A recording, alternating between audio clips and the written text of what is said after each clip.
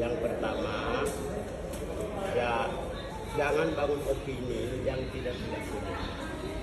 Saya melihat pemerintah ini atau Jakarta ini sering mengatakan semua orang sipil di Papua itu separatis, semua orang sipil di Papua itu OPM, semua orang sipil di Papua itu teroris, semua orang sipil di Papua itu mendukung OPM atau mempersenjatai. Itu kan semua gosip-gosip. Apalagi aparat sipil negara disinyalir sebagai yang mensupport organisasi Papua Merdeka. Saya kira Jakarta harus mengerti bahwa ya Jakarta sudah mengambil sumber daya alam. Jakarta sudah membunuh orang Papua. Ya, Jakarta sudah lakukan rasisme terhadap orang Papua. Jangan lagi menyakiti orang Papua dengan stigma-stigma yang tidak bertanggung jawab. Nah, kalau ada aparat atau pejabat-pejabat di Papua yang mensupport senjata kepada TPN OPM, ya kenapa Joko Widodo, Tito Karnavian maupun juga DPR RI mau ingin mekarkan 5 provinsi di Papua? Bukankah itu akan lebih berbahaya lagi? Hanya 1 provinsi saja Jakarta sudah merasa takut, sangat takut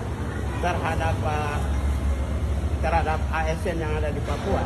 Jadi saya sudah dari dulu sudah sampaikan ke partai-partai politik. Ya, saya ketemu fraksi Demokrat, fraksi PKB, fraksi PKS, fraksi Golkar. Jangan mekarkan Papua. Kalau mekarkan Papua, nanti kamu curiga terus. Kalau eskalasi konflik, kekerasan terhadap konflik di Papua itu meningkat, nanti kekerasan terhadap para pendatang itu meningkat. Kekerasan terhadap pendatang meningkat itu ditunjang karena adanya rasisme sistemik yang justru dilakukan oleh para menteri, justru dilakukan oleh para pejabat, justru dilakukan oleh gubernur di Indonesia, bukan oleh itu. Karena itu orang Papua sakit hati terhadap mereka. Karena itulah maka saya sampaikan bahwa nanti sampai suatu saat itu semua, jangankan ASN, jangankan pejabat negara dan politisi, nanti anak-anak SMA saja dicurigai sebagai pendukung TPN OPM. Itu artinya Jakarta sudah stres. Kalau Jakarta stres, kesimpulannya saya meminta pemerintah buka keran dialog. Apalagi Sekjen PBB Guterres kemarin di sidang umum Perserikatan Bangsa-Bangsa sudah menyampaikan keprihatinan terhadap HAM Papua. Negara-negara lain juga sudah mendukung, menyatakan sikap dukungan. Berarti kan apa yang Mahfud MD mengatakan tidak ada negara yang mendukung Papua menjadi salah, kan? Terbantahkan dengan pernyataan dari Sekjen PBB maupun negara-negara seperti Vanuatu, Papua New Guinea dan lain. Lalu Pak, senjatanya sendiri mereka dapat dari mana Pak? Saya tidak tahu, tanya aja. Mana saya tahu senjata dari mana? Nah, pasti begini, pasti semua orang di dunia yang melakukan perlawanan untuk mencari kebenaran dan keadilan. Soal senjata itu kapan saja orang bisa dapat. Anda melihat negara-negara di Timur Tengah dengan kelompok-kelompok. Anda melihat Moro ya di Filipina. Anda melihat Jala, Patani, Naratiwati, Thailand Selatan. Anda juga melihat di Myanmar Selatan, semua. Mereka senjatanya dari mana? Jadi jangan hanya melihat Papua aja, bahwa semua wilayah yang konflik untuk mendapatkan senjata itu bisa saja. Karena itu jangan apple to apple ke Papua. Semua negara-negara Timur Tengah, elemen-elemen yang memperjuangkan keadilan, saya pakai keadilannya, saya tidak mau pakai bahasa yang agak keras. Nah, yang memperjuangkan keadilan, dapat senjata yang modern, yang canggih, yang luar biasa, itu pasti bisa dapat.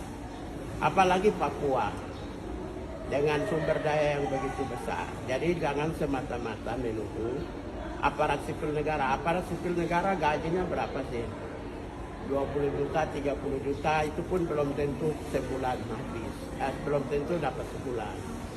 Kemudian politisi dapat dari mana? APBN dari mana? Di seluruh dunia sama gitu. Jadi jangan melihat Papua itu dicurigai ada tokoh politik di balik itu, ada partai politik di balik itu, ada ASN di balik itu. Kok takut banget sih? Kemendagri memekarkan 5 provinsi. Nanti Kemendagri memekarkan 5 provinsi, nanti bilang 5 gubernur membiayai TPNOPM. Kemudian 5 sekda biayai TPNOPM. Sekian banyak pegawai ASN di 5 provinsi membiayai TPNOPM sehingga Papua jadi bumi hangus karena konflik perang antar Papua dengan tentara aparat dengan perang Papua dengan masyarakat kaum migran. Terakhir Pak, sebetulnya ada yang ketolongan nggak sih Pak kalau memang inflasi? Ataupun harapannya apa sih Pak? Takutnya Harapannya cuma satu, dialog. Pemerintah pusat jangan tutup keran dialog.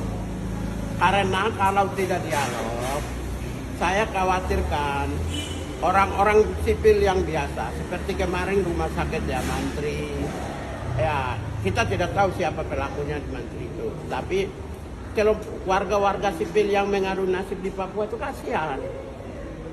Jadi mau tidak mau Papua itu dialog. Indonesia tidak bisa menutup diri. Jakarta ini kan menutup diri terus. Wong presiden mau ke Papua aja dia takut kok sekarang. Ya kok negara Indonesia, negaramu sendiri aja takut gimana tuh? Berarti kan ada sesuatu yang harus diselesaikan. Kita lebih kepada mendorong penyelesaian Papua dengan dialog yang bermartabat dan berkualitas. Jadi tidak ada jalan lain, satu-satunya adalah dialog dengan kelompok kepentingan di Papua. Berarti kalau polemik menurut kalau ASN itu tidak menurut Pak Gaya tidak benar. Itu kan tuduhan sesat karena Jakarta sudah stres. Jakarta sudah stres. Dulu bilang itu gubernur biayai, dulu bilang ketua DPR biayai senjata, kemudian turun ke partai politik biayai senjata. Kemudian sekarang ASN biayai senjata. Jangan-jangan besok itu ada tuduhan lagi ibu rumah tangga biayai senjata. Nggak bisa karena stres. Kalau stres, satu-satunya penyelesaian stres itu adalah dengan cara dialog yang bermartabat dan damai. Oke.